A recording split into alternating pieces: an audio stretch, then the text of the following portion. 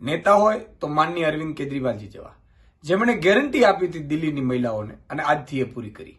દિલ્હીની મહિલાઓના ખાતામાં આજથી દર મહિને 1000 રૂપિયા પડવાનું શરૂ થઈ ગયું. તમે વિચાર કરો, દિલ્હીમાં બસ સુવિધા મહિલાઓ માટે ફ્રી છે, વિદ્યાર્થીઓ માટે ફ્રી છે, કોચિંગ ક્લાસ વિદ્યાર્થીઓ માટે ફ્રી છે, વીજળી ફ્રી છે, પાણી ફ્રી છે, અને એટલું નહીં, દવાખાના, મોહલ્લા ક્લિનિક આ સંપૂર્ણ ફ્રી છે, અને ઉપરથી મહિલાઓને મહિને 1000 રૂપિયા. એટલા માટે દિલ્હીમાં આજે મહિલાઓ સારી રીતે પોતાનું ગુજરાન ઓછી મોંઘવારીમાં, મોંઘવારી ઓછી હોવાના કારણે ઘર ચલાવી શકે છે.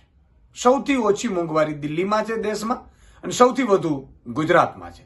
સૌથી લાભ દિલ્હીમાં મળી રહ્યા છે અને દેવું દિલ્હીમાં નથી સરકાર ઉપર. જ્યારે સૌથી વધારે દેવું ગુજરાતમાં છે અને ગુજરાતમાં કશું લાભ મળી નથી રહ્યું.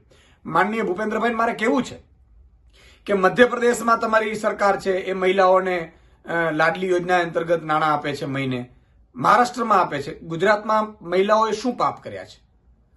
આજે અરવિંદજીએ ફરીથી એ મહિલાઓને બીજી ગેરંટી આપી છે કે 1000 રૂપિયા તમને ગેરંટી આપી હતી, 1000 રૂપિયા મળવાનું શરૂ થઈ ગયું. પણ ચૂંટણી પછી ફરીથી આમ આદમી પાર્ટી જીતશે, માનનીય અરવિંદ કેજરીવાલજી મુખ્યમંત્રી બનશે, એટલે એ રાશિ વધારીને 2100 રૂપિયા કરશે.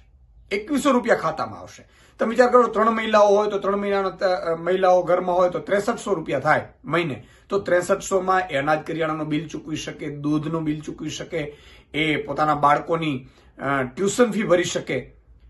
કેટલી રાહત દિલ્હીમાં અરવિંદ કેજરીવાલજીએ કરી, અને કોઈ દેવું નથી, કોઈ કર્જ નથી, માત્ર ભ્રષ્ટાચાર મુક્ત શાસન આપ્યું અને આ બધી વ્યવસ્થાઓ થઈ શકી છે.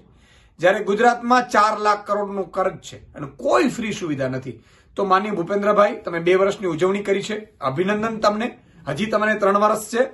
તમારે જો તમે કંઈક સારું કરીને જવા માંગતા હો, આમે 1 વર્ષ રહેશે એટલે તમને હટાવી જ દેશે, જેમ વિજયભાઈને હટાવ્યા હતા એવી રીતે. તો તમારી પાસે 2 વર્ષ છે.